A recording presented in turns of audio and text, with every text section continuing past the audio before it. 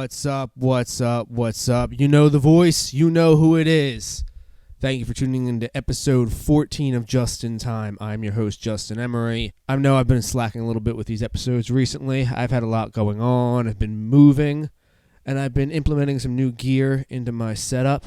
So bear with me for another week or so while I work through this, and then we'll be back to normal, I promise, in the beginning of June.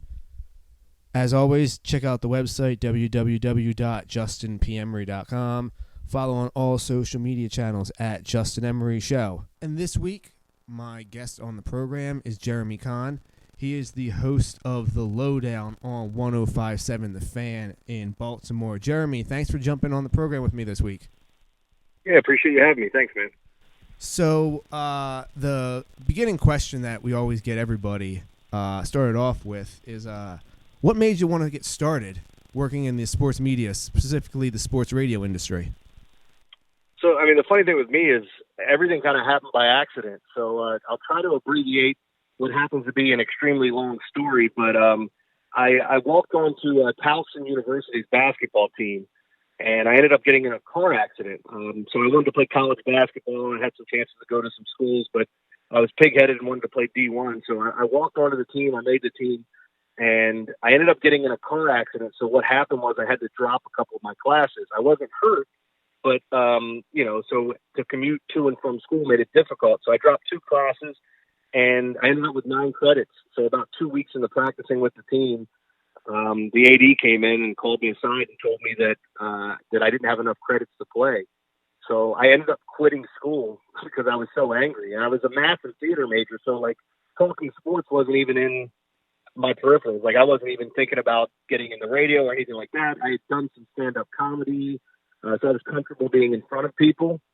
But the long and short of it is I ended up in a basketball league with some guys and was just kind of shooting the breeze, and I kept correcting them on all their sports statistics, whether they were talking about, Jerry Rice went to Mississippi State, and I'd tell them, no, he went to Mississippi Valley State, or, they were talking about the Bears. He said, oh, yeah, in 86, no, that's the 85 Bears, or whatever it happened to be. And one of the guys was like, hey, you ever think about doing sports talk radio? And at the point in time, I was delivering pizza, so I had no idea what it was. And I said, what is it? He goes, these guys on the radio, they talk sports. And I said, it sounds stupid to me. Why would I want to listen to somebody else talk about sports? And then once I got in my car to deliver pizzas, I fell in love with it. And I remember emailing a radio station saying, hey, can I come be an intern? They ended up interviewing me, hiring me to be an intern. I worked for free for a year, and then the rest is kind of history. I worked my way up from being a producer, learning how to engineer, how to host shows, just a little bit of everything. And now I've been doing it for about 20 years. It's kind of crazy. Being on the radio, what is your favorite sport to cover or talk about? I mean, football is king in Baltimore. I mean, it's the easiest thing. I personally love the NBA, and it kills me that we don't have an NBA team here. Some people will talk about the Wizards, but it hasn't been that good over the past few years with injuries and all the other stuff going on. But, my background a ton has been in gambling. At our station, anything gambling related or that you can bet on, I'm the guy that they go to. And when they offered me my own show at night, because for 10 years I did an afternoon show with my co-host was a Baltimore icon. And I told him, I said, when I do this show, I want to have gambling aspects on my show every single night, whether it's daily fantasy or if it's, just talking about point spreads and line movements. But yeah, so the NFL is the easiest thing. People love talking football. Absolutely. And now that I'm living in Vegas, I definitely appreciate the gambling aspect you have for your show. Oh, thanks, man. I love it. I mean, it's, and seeing some of the stuff even the last dance with Jordan this week where they were finally talking about his gambling. I thought that was cool. And just trying to teach people about, the different ways to gamble and the things you should look at. March Madness is a huge period of time and we lost that. And that's one of the first things I tell people is when you're going to fill out your bracket, look at the point spread to see how different, the 12s and 5s actually are or whatever they may be, Yeah, I mean, that's great for advice for me personally, someone who traditionally sucks at picking a bracket. So any advice that you're going to throw, I will definitely absorb it. Absolutely, man.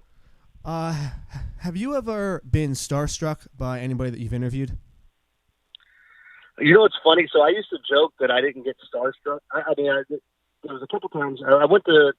So I went to two different radio rows at the Super Bowl.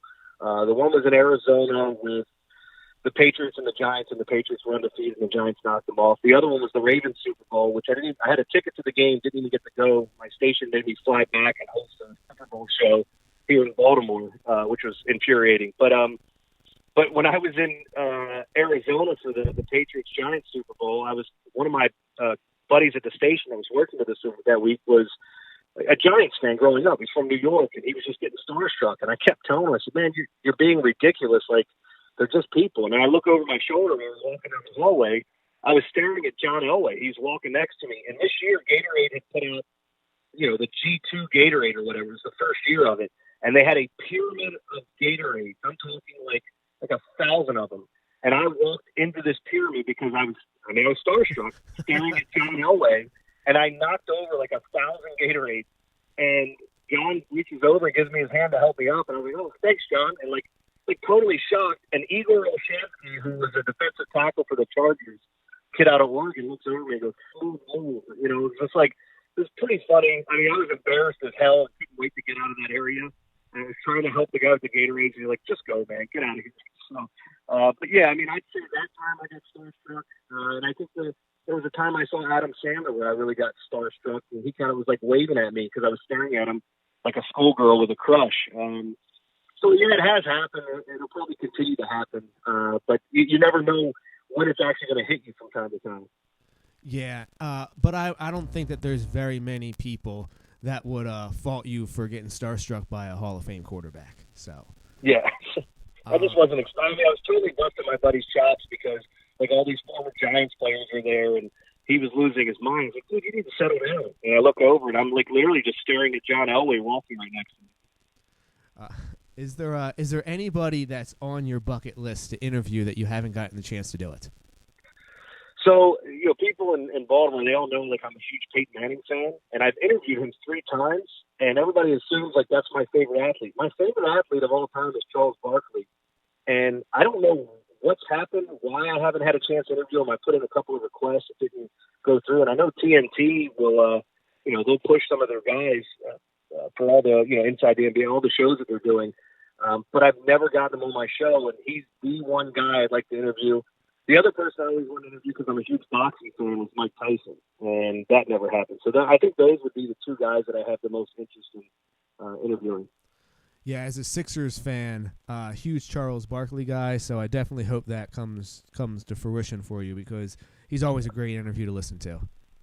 I'd love it, man. And I tell them the guys that listen to me on my show, I was talking about the Last Dance, and I was such a big Barkley fan, and when he was on the Suns in 92, 93, and they showed John Paxson hit that shot, I remember I still have the binder I saved of every box score from the Phoenix Suns that year when Barkley won the MVP. And I don't know why I started doing it.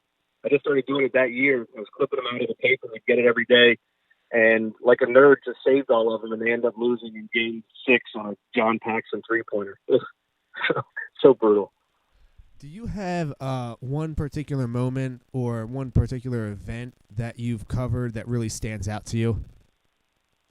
There's a couple of moments that it kind of stood out to me. I remember one time I got somebody's phone list.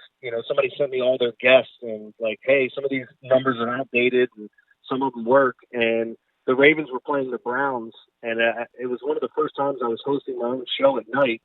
And I saw this number and I randomly called it, trying to see if the person would come on my show. And I'm like, they're not going to answer. Well, they picked up the damn phone. They came on and allowed me to interview him for 30 minutes. And that was Jim Brown. The Ravens were playing the Cleveland Browns, and it was insane to sit down and talk with him. The other moment that really stands out to me was one of our sales guys at the radio station was from Philly, and he was childhood friends with Joe Frazier. So we had Joe Frazier come in, and I was shaking his hands, and I'm going, like I told you, I'm a big boxing fan. I'm going, man, these are the hands that touched up Ali's face in a couple of fights, and it's just really incredible to talk to him because you don't expect to see that. Even see him behind the scenes. I mean, he was all he could talk about was women. He was just wanting to know when they could go out and go searching for some single ladies. So, but Joe Frazier, I think that was a really interesting one for me as well. Do you have any advice that you would give to some young people that would be looking to get into the industry? Yeah, I mean, I do think this industry is extremely hard. Once you get your foot in the door, you kind of hope that you can keep it open and keep pushing forward.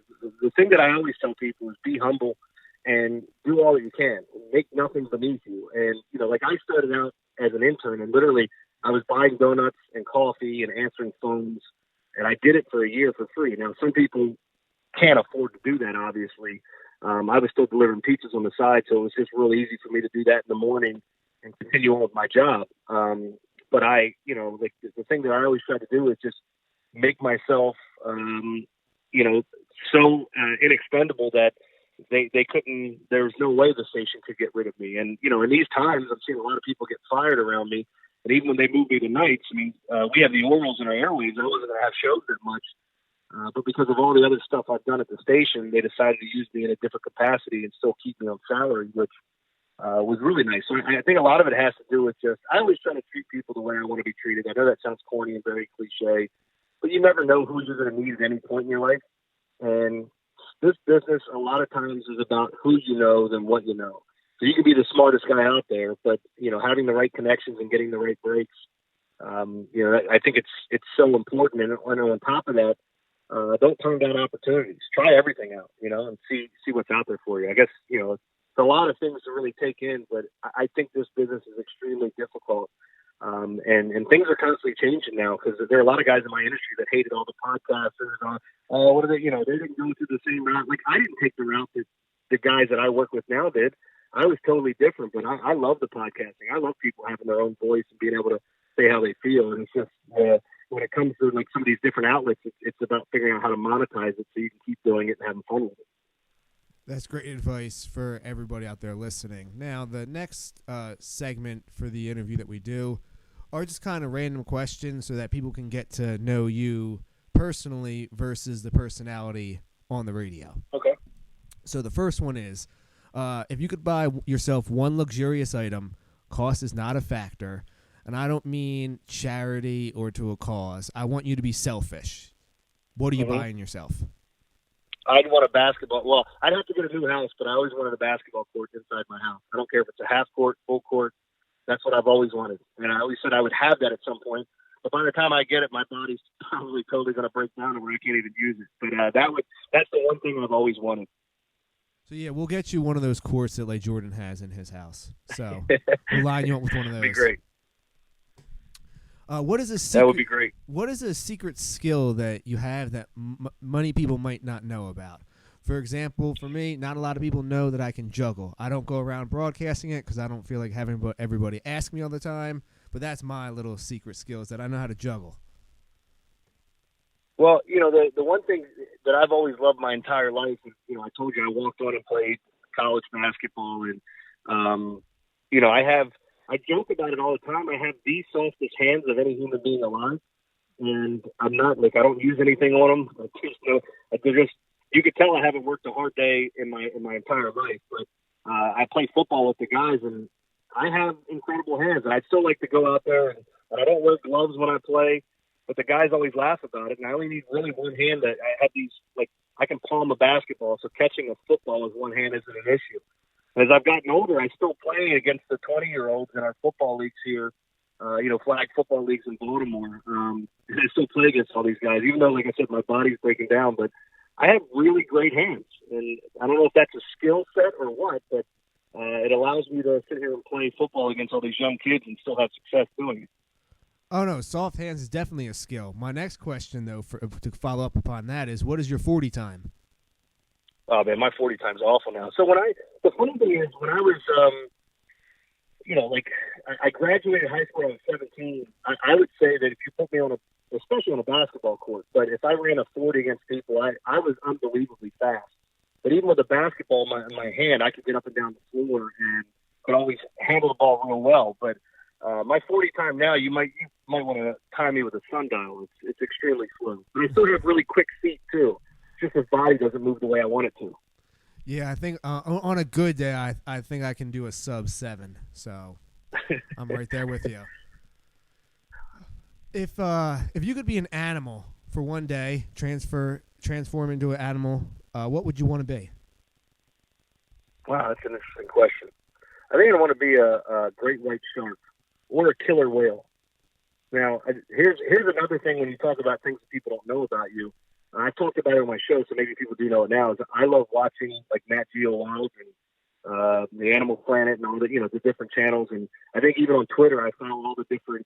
There's so many animal videos that pop up on my phone. But I think I'd want to be one of those apex predators out there and just kind of see.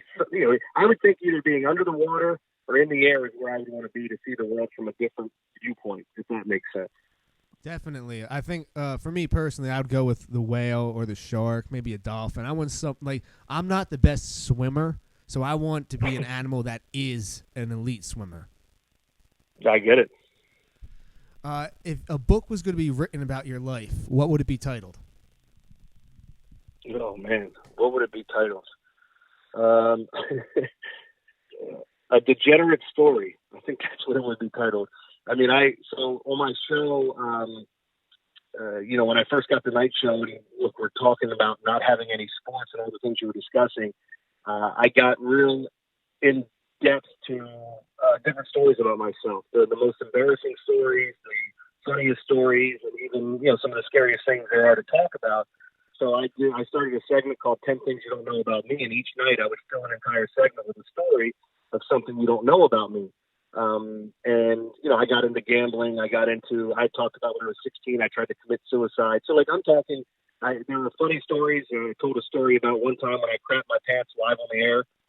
So I didn't hold anything back. I told everything, and people loved it so much that I started 10 more things you don't know about me, telling different stories, and I just started that last night for the next 2 weeks. But I think a degenerate life would be fair, because once I got into the whole, if you want to call it the gambling industry, whether it's daily fantasy sports now, which is blown up, or even just talking about point spreads, I mean, that was my life. It's the first thing as soon as the football games are over on Sunday night, I'm starting to look and see what the point spreads are for next week. It's the one thing that I just love. It eats me up, watching that stuff and following it. So I think that would be a fair assessment. Are you a handy man in the kitchen? You good on the stove and everything? I'm okay at cooking. I'm far from a handyman in anything. I think our garage door broke the other day, and my wife fixed it. But when it comes to, my wife's a phenomenal cook, so I usually let her cook. But she just bought me a Traeger grill, and so now I'm going to be smoking all kinds of meats. I love working on the grill. All the other stuff she can do. All right. So if you're making something on the grill, you can only make one thing to impress somebody. What are you going to make? I'm going to make steaks, a cowboy ribeye. Season it up, marinate it overnight, and get that thing ready to go. And there's also another thing I'm going to cheat here. That would be the one thing I make, but every year at the 4th of July party, I make this beef tenderloin, and I marinate it for a full day. And everybody, if I buy 5 beef tenderloins, they're gone. It doesn't matter how many I buy, it's all gone. And as soon as it comes, it's just like the toilet paper on the shelves now. As soon as they take it off the grill, it's gone. They cut it up and they eat it. Now you're speaking my language. Last question before I let you go. You're executive producing a music track, and you can choose any 3 artists to collaborate on a song. Who are you going to choose? Oh, so this is interesting. So the first thing when you started saying it, and I'm thinking about producing something, I would have loved to have worked with Tribe Called Quest. That takes me back to my 90s and going through, basketball and just all the time listening to them getting ready for games. Even though Fight Dog is now dead, but that's what I would. As soon as you asked the question, that's the first thing that popped in my mind. My favorite music to listen to now is folk music, which I love Mumford and Sons, and I've traveled around and watched them play. I would work with them. And you mentioned being starstruck. I met Mumford and Sons when they played here in Maryland, and Marcus Mumford jumped off the stage and introduced himself to everybody, and I sounded like an idiot just babbling back at him, couldn't figure out what to say to him. So there's another starstruck one. And who would be the third? I'm trying to think of somebody that I find really interesting. And somebody like Post Malone. I'll go that route. So I took Tribe Called Quest, Post Malone, and Mumford and Sons. How about that? That is quite a collaboration. Definitely one of the more unique ones I've heard. No doubt about that. Yeah. Jeremy Kahn, he's the host of The Lowdown on 105.7 The Fan in Baltimore. You can catch him on Twitter at Jeremy Kahn with 2 N's, 105.7. Jeremy, thank you for jumping on. And once the NFL season gets back, I love Lamar Jackson, so I'd love to have you back on and talk Lamar. Absolutely, man. Anytime you want. Thank you to Jeremy for taking the time to join the program today. That will conclude episode 14. The website, www.justinpmery.com, for everything you need to know about me and the show. Follow on all social media channels at Justin Emery Show. Episode 15 will feature my friend Alan Vickers. He's returning for a special announcement, so make sure to tune in to episode 15. It will be dropping a special Wednesday edition, Wednesday 5/27, special edition of Just in Time, episode 15, featuring Alan Vickers, and you guys will hear from me then.